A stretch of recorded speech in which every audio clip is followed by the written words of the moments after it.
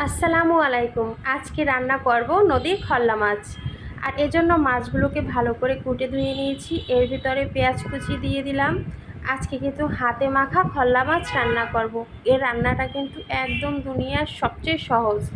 আর এর ভিতর দিয়ে দিলাম পরিমাণ মতন হলুদ, আর দিয়ে দিলাম 1 চামচ মরিচের গুঁড়ি, হাফ চামচ এর আগে কিন্তু হলুদ দিয়েছি। আর এর ভিতর দিয়ে দিলাম হাফ চামচের মতন ধনিয়ার গুঁড়ি। এখন দেব স্বাদ মতন লবণ। আর এরপর দিয়ে দেব একটু কাঁচামরিচের ফালি, কয়েকটা কাঁচামরিচের ফালি দিলাম যাতে একটু ঝাল হয় আর সুন্দর একটা ফ্লেভার আসে।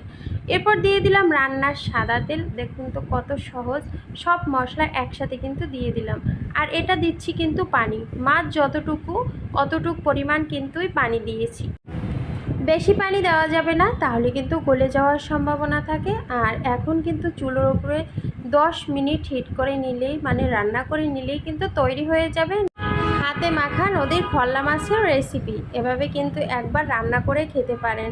এই মাছটা খেতে কিন্তু অনেক সুস্বাদু। এই যে দেখুন রান্নাটা প্রায় আমার কমপ্লিট হয়েছে। আরও একটু শুকনো করে নেব। আমার ভিডিওর কোনো অংশ যদি আপনাদের ভালো লেগে থাকে তাহলে অবশ্যই একটা লাইক দিবেন, কমেন্ট করে জানাবেন।